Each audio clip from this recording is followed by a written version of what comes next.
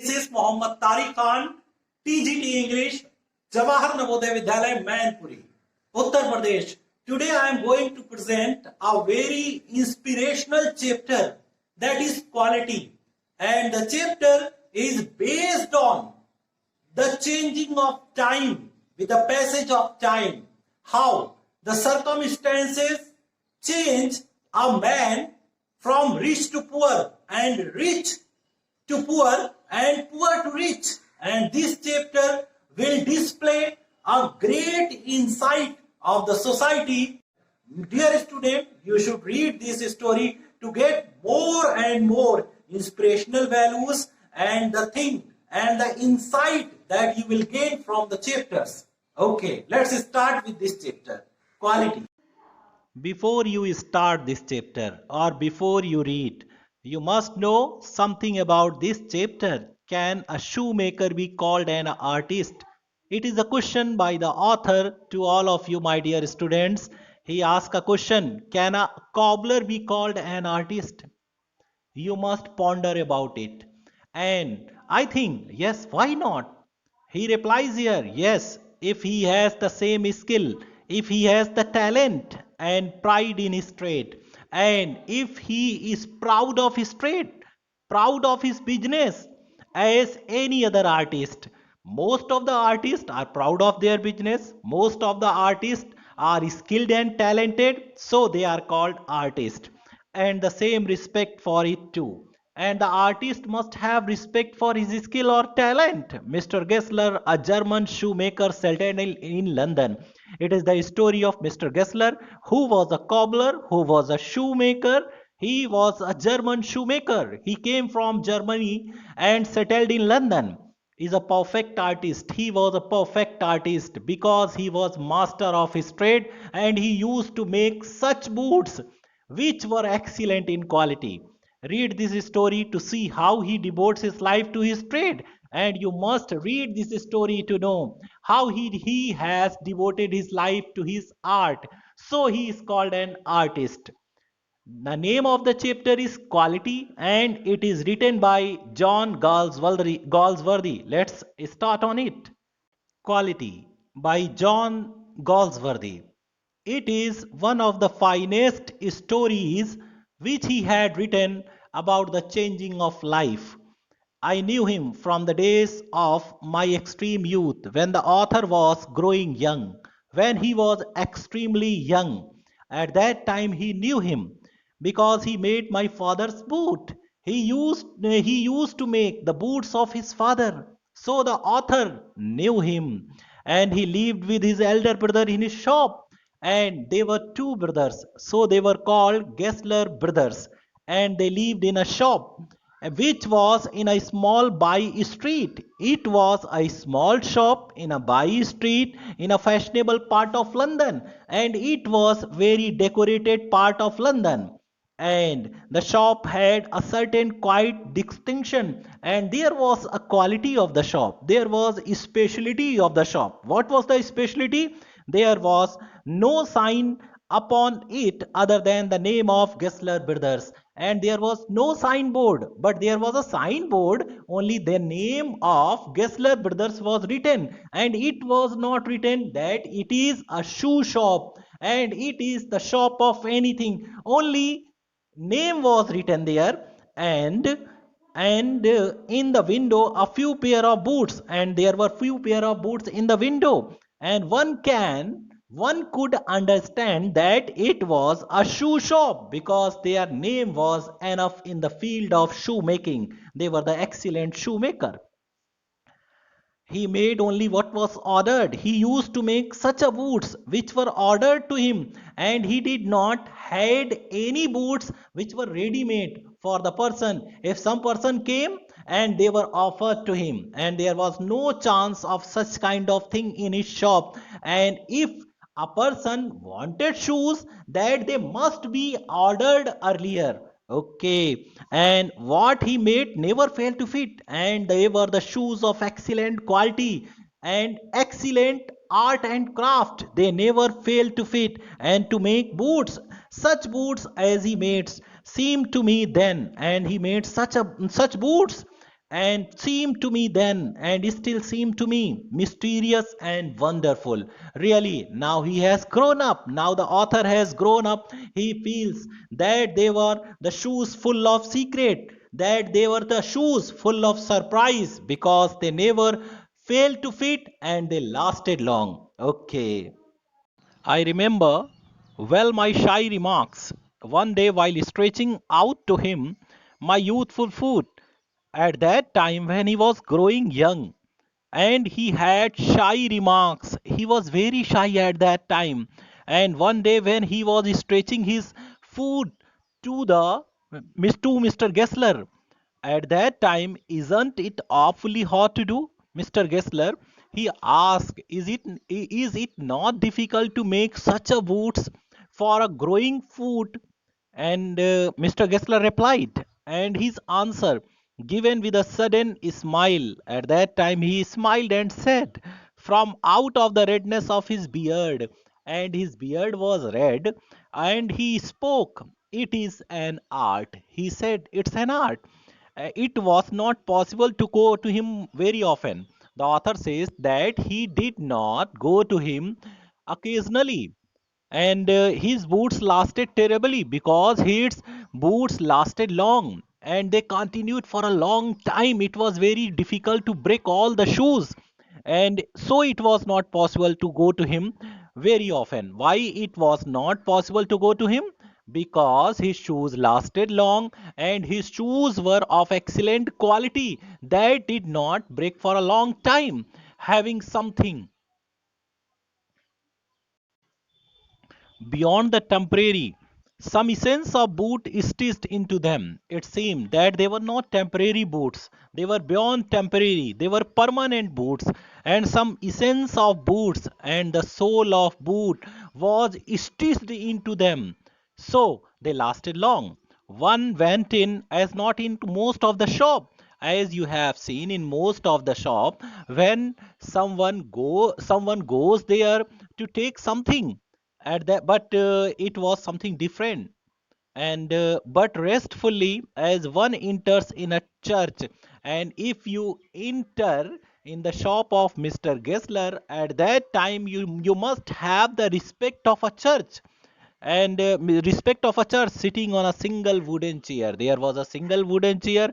If someone went into the shop at that time, he sat there and waited, and he had to wait for a long time. A guttural sound and tip top of his slipper beating, and there was a harsh sound when he came from the balcony beating the narrow wooden stair, and he came down from the narrow wooden stair. So there was sound beating the narrow wooden stairs, and he would stand before one without a coat, and when he came to the person who wanted to buy something or who wanted to give him order, he stood before him, little bent, and he was somewhat bowed, little bent, and in leather apron with sleeves turned back, and there was a piece of leather apron he was wearing, and sleeves turned back, and his sleeves were turned back, blinking, and his eyes were blinking as if awakened from the some dreams of boots. And seeing him, it seemed that he has came from the dream of boots. Okay. And he would say, how do you do, Mr. Gessler? And he asked, how are you, Mr. Gessler? Can you make me a pair of Russian leather boots? And he asked to make boots for him of the Russian leather. Without a word, he would leave me retiring whence he came, and he did not speak anything. And he went to the balcony again, and he came back into the other portion of the shop. The person who wanted to buy the shoes, he had to wait there on the wooden chair, and would continue to rest on the wooden chair, inhaling the essence of his trade. And he used to inhale, he used to breathe inside of the scent of his trade. That was the scent of the leather. Soon he would come back, and he would came back holding in his hand a piece of gold brown leather, and after some time he used to come with a piece of leather. and that was of golden brown color with eyes fixed on it, and his eyes were fixed on it, and he would remark, what a beautiful piece. He used to praise his own leather and said that it was a very beautiful piece. And when he too had admired it, and when he admired, he praised for the leather. At that time, when do you want them? He used to ask the question when the author wanted them, or when a person who wanted to buy the leather or who wanted to order for the shoes, and he asked the time, and I would answer, and the author answered him, oh, as soon as you conveniently can, and as soon as possible he can make the shoes for him. And he would say tomorrow fortnight, and he said tomorrow for the next 15 days. After 15 days it will be prepared and will be handed over to the author. And as if he were his elder brother, if he were his elder brother, he used to say that I'll ask my brother. He would ask his brother when the shoes will be prepared or will be given. Then I would murmur. The author used to whisper or say softly, thank you. Good morning, Mr. Gessler. Good morning. And there was a reply of good morning when they left each other. And he would reply, still looking at the leather in his hand. And when he replied good morning, the Mr. Gessler was looking at the leather as I moved to the door. And when he went to the door, he would hear the tip tap of the sleeper going up the stair. And when the author turned to go into the street, and he heard the sound of tip tap, because he went to the same balcony where he came from, where he was making his shoes to his dream of boots. The author says that he cannot forget the day on which I had occasion to say to him, and once he chanced to say to him that there was some problem in his shoes. Mr. Gessler, the last pair of boots creaked, He said that the last pair he made, that it was creating problem, and it had creaked, He looked at me for a time without replying, as if expecting to me withdraw or qualify the statement. And he expected to leave the statement because he thought that he could not make such a wood that would have creaked. Okay, that would have creaked. So he wanted that the statement of the author should be left. The statement of the author should be taken back, or should qualify for that. Then said, it should not have creaked. It should not have creaked. It said, I am afraid. But the author said, I am afraid that it was creaking. Oh, you got them wet before you found themselves. He said that he had kept the shoes into the water or made them wet when he wore them. I don't think so. I don't think so. But the author replied that he did not do it. He did not keep the shoes in the water, and at that he lowered his eyes. And hearing this, he lowered his eyes as if he was feeling regretted, as if hunting for the memory of those boots. And he was thinking of those boots, why they were giving problem. And I felt sorry I had mentioned this grave thing. So then he was feeling sorry. The author was also feeling sorry because he said such a things to Mr. Gessler. Send them back, he said. I look at them. And he asked to send the shoes back to him, and he will look after where was the problem. If he was unable to mend the shoes, then he will return the money. Some boots, he continued slowly. He said slowly, some boots are bad from the birth. And it was the birth of the shoes which were giving the problem. It happened with some boots, it happened with some shoes. If I can do nothing with them, then take them off from your bill. If he was unable to mend the shoes, at that time he'll cut off the bill. Once only I went absent mindedly into his shop in a pair of boots. Once he went mindedly, then he was absent minded and he forgot. He went into the pair of his shoes and emergency at the large firm. He went there wearing a shoes which he bought from a large firm. He took my order without showing me leather. At that time, he did not show him leather because he got angry, somewhat angry from inside hurt. And he did not show him leather. I could feel his eyes penetrating the inferior covering of the boots. At that time, his eyes were looking at the boot of the part of the boot which was giving problem to the author. And at last he said, does are not my boots. He said that they were not his boots. And the tone was not any of the anger. He was not angry at that time and not sorry and even of contempt, and he was not feeling insulted, but there was in it something quiet. But his voice was quiet and very soft and froze the blood because he was facing the difficult days of his business.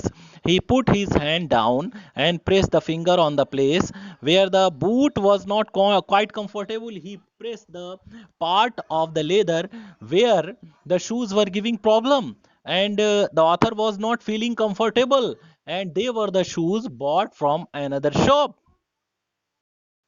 It hurts you there. He said that the shoes were hurting him there. Does big firms have no self respect? He said that the big firms had no self respect. They gave only quantity, they do not pay attention towards the quality. And then, as if something had happened within them, he spoke long bitterly. At that time, he was spoke bitterly about the big firms. They were not paying their attention to the quality, and it was the only time I have ever heard him discuss the condition and hardship of his trade. And he was discussing about the problem of his trade because it was the time when the people used to go into the big shop and into the big firms to take ready-made shoes because they had no time, and now the time was going to be changed for him. And in the time of fashion, they do not care about the quality, so everyone wore them and everyone liked them because they wanted ready made and they had no time to buy the shoes prepared by Mr. Gessler. He also said they get it all. He said they get it all by advertisement. He said that they were taking, the big firms were taking his business, and he was facing the difficulties of his business, and they were selling their boots by advertisement and not by work. And they were sold by not by work, they were sold by advertisement only. They take it away from us and who love our boots, he said very sadly, and who loved his boots and no one liked his boots. And it gone to this presently I have no work. He said that it has gone, and at that time he was having no work. Every year it gets less, and you will see, and you see, you know that work was getting less and less every time. And looking at the lined face, I saw the things I had never noticed before. And he saw the lining on his face, on the face of Mr. Gessler, because Mr. Gessler made quality boots, and but there was no requirement of such boots in the time of fashion and at the time of lack of time. Bitter things and bitter struggle, and there were the things were very bitter, very difficult, and it was a bitter struggle. What a lot of gray hair there seemed suddenly in his red beard, but in his red beard there were gray hairs, though he was not so old that there must be so many white or gray hair in his beard. What they were there because he was facing problem. At best I could, he explained the circumstances of those ill-omened boots. I also explained about the bad boots which he bought from the other firms, but his face and voice made so deep impression. But there was a bad impression on his face. I ordered many pairs. At that time, he ordered so many pairs, and they lasted longer than ever. And he made the boots, they were of the best quality, and they lasted for a long time. It continued for a long time, and I was not able to go to him for nearly 2 years, and he did not get a time to go there for 2 years because the boots were of the excellent quality that lasted for 2 years. क्या?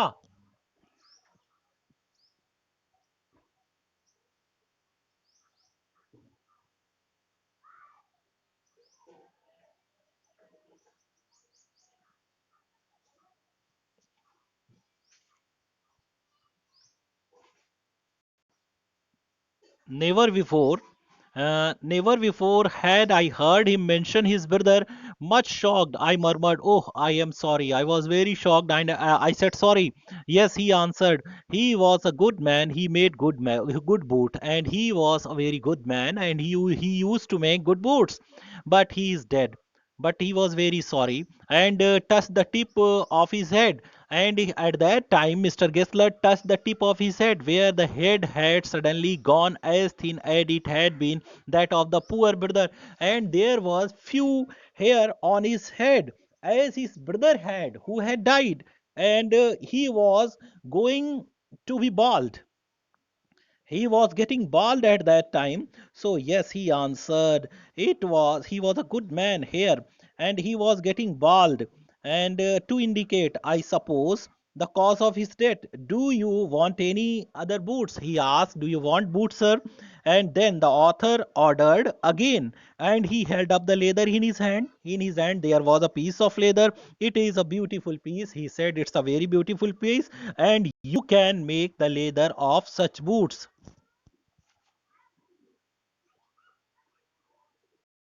I ordered several pairs. Then he ordered many pair of boots.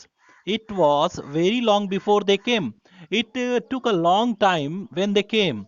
At that time, but they were better than ever. The shoes were of the better quality. One simply could not wear them out, and they were of the so excellent quality that a person cannot wear them casually. If a person want to wear such kind of shoes, then he must attend a party. It means they were party wear shoes. And and soon after that, I went abroad. He went to a foreign country. The author went, and it was over a year before it was again in London. And when he came back in London, it was a long time, and it passed a year. And the first shop, I went to my old friends, and when he went to the shop of his old friend, it was the first shop for him. When he came to London back, I had left a man of 60. I came back one of the 75. When he went to the shop, he saw a man of 75. Last year, Mr. Gessler looked a man of 60, but now he seemed a man of 75, pinched and worn. His face was wrinkled, and he was warned, and who genuinely this time did not at first recognize me, and he could not recognize the author at first glance, at first time. "Do you want any boots?" he said. "I can make them quickly. It's a slack time," he said. If the author wanted shoes, and if the author wanted shoes, that he would make shoes at once. He would make quickly. It was slack time. It was the time when he was facing the problem, and his business was not going well. I answered, "Please, please, I want boots of all around every kind." And the author said that he wanted the shoes of every kind. I answered, and I had given those boots up when one evening they came. And at that time, when they came, the author used them one by one. I tried them on. He tried all the shoes in shape and fit. In finish and quality of the leather, they were the best he had ever made. They were the best shoes he had ever made, and the quality of the shoes was very good. Finishing was very good, and in the case of fitness, they were excellent. I flew downstairs. Then he came downstairs and wrote a check and posted at once to my own hand. With his own hand, he posted the check to the author. He posted the check to Mr. Gessler. Later, passing the little street, after a week, when the author was passing through the street, I thought I would go in and tell him how splendidly the new boot fitted, and an idea came to him that he would go to the shop and tell Mr. Gessler about the quality of the boots. And at that time, when he came to where his shops had been, he came to a place where was his shop. And but when he came to where was his shop, his name was gone, and there was a signboard where only his name was written. That was removed. There was another signboard. What was written on that? I went in very much disturbed. The author was very much disturbed, and he went in. In the shop, there was a young man with English face. There was a young man. He was an Englishman. Mr. Gessler in. I asked him if there was Mr. Gessler. No, sir, he said. He replied in negative and said that there was not Mr. Gessler. And no, but we can attend to anything with pleasure, and they would be happy to attend to the author if he wanted any shoes. We have taken the shop over, and they have taken the shop. Oh yes, yes, I said, but Mr. Gessler, where is Mr. Gessler? Oh, he answered, dead. He had died. Dead? But I only received these boots from it last Wednesday week. Last week? And when it was Wednesday, then he received the boots. How can it be possible? The author said. The author was much disturbed at that time. Then he said, poor old man starved himself.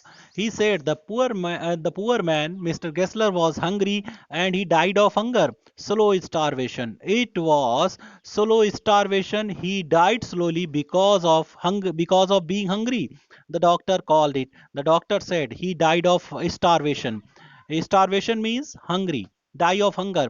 You see, he went to work in such a way and would keep the shop on. He always kept his shop on, opened, wouldn't have a soul touch his boots except himself, and he touched his soul to the boots and accept himself. When he got an order, he took such a time. When he got an order, he used to give a long time to prepare the boots. People won't wait, and it is the time when the people are having no time, they could not wait. He lost everybody, and he lost everybody, and there he would sit, going on and on. He used to sit there and used to do his work for a long time. I will say that for him, not a man in London made a better boots, and a person in London cannot make boots better than him because he was an artist. But look at the competition, he never advertised.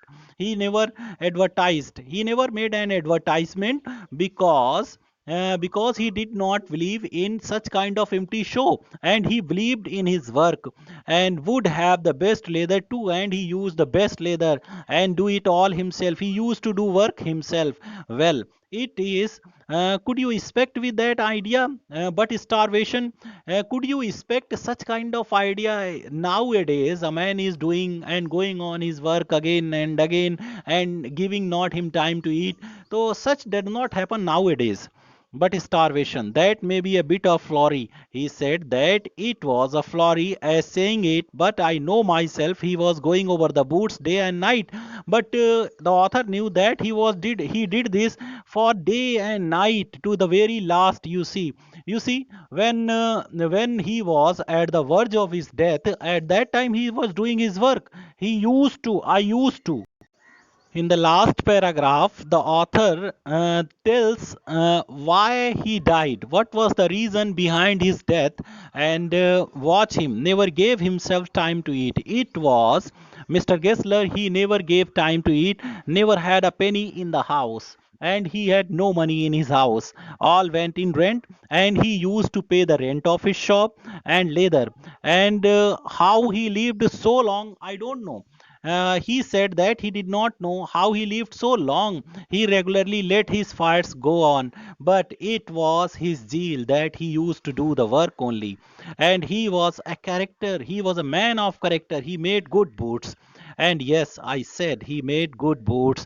On the on the reply or to the reply to the American, I said yes, he made good boots. It was a chapter by John Galsworthy, And in this chapter he shows a comparison of the present and past. What happened in the past, what happened in the present, what are the people doing nowadays. Now I want to discuss in detail about the chapter. Dear students, there are some questions for you. Answer the following question. What was the author's opinion about Mr. Gessler as a bootmaker? Okay, in the beginning of the chapter, you can read first two paragraphs and you are going to tell the answer. Okay, revise the chapter again. And what was his opinion? He was an artist because he made quality boot. And why did the author visit his shop so infrequently? He did not go there regularly. What was the reason? Okay, you're right. He made quality boots that lasted for a long time. What was the effect on Mr. Gessler of the author's remarks about the certain pair of the boots? When he made the remarks about his bad quality of the boots, then he said that some boots were bad from the birth and he would have made them wet and he had kept them in the water, so they were so bad. And it was the reply of Mr. Gessler, and he felt very regretted over this remark. What was Mr. Gessler complaint about the big firms? Mr. Gessler said that they sold their boots by advertisement, not by work. Why did the author ordered so many pairs of boots? Did he really need them? Okay, he ordered so many pairs of boots because he had sympathy for Mr. Gessler, though he did not need so many pairs. And another reason was that they were the shoes of the best quality and he wanted so many pairs. Dear students, and working with language, there are some words that you are going to study. Look after. The meaning of look after is take care of. I am looking after my brother. It means I am taking care of my brother. Look down on, disapprove, regret as inferior. It is the meaning of look down on. It is a phrase that some prepositions are added after a word and the meaning changed. And disapproved, he looked down on his proposal. Look in, the meaning of look in, make a short visits. I looked in his house. And look into, investigate, the police was looking into the matter. Look out, he was having look out for his brother. Look up means improve the quality. He was looking up for the quality. Look up to means admire, praise. Okay, he was looking up to the beauty of nature. Okay, students. And at last, there are so many activities for you that you can make on this chapter. You can do an activity present and past. At the end of this chapter, I would suggest you to read more and more books related to the chapter. And there is a story of Jumman, okay, who was a tailor. It was written by Munshi Premchand. There is another story, a kite maker. That is the story of Mahmud, who was a kite maker. And it was written by Ruskin Bond. You must relate these stories to the story of quality, the story of Mr. Gessler, who was a cobbler. Okay, dear students, I hope that you will do so many activities on the basis of these chapters, and on the basis of this chapter you will have to draw the classification of comparison between present and past. How the present and past changes a man's life. Okay, you'll have to change, you'll have to tell me in your project, this is your project for me, for you, you'll have to draw a comparison between present and past. Okay, thank you very much for watching this video, and see you again with next video with next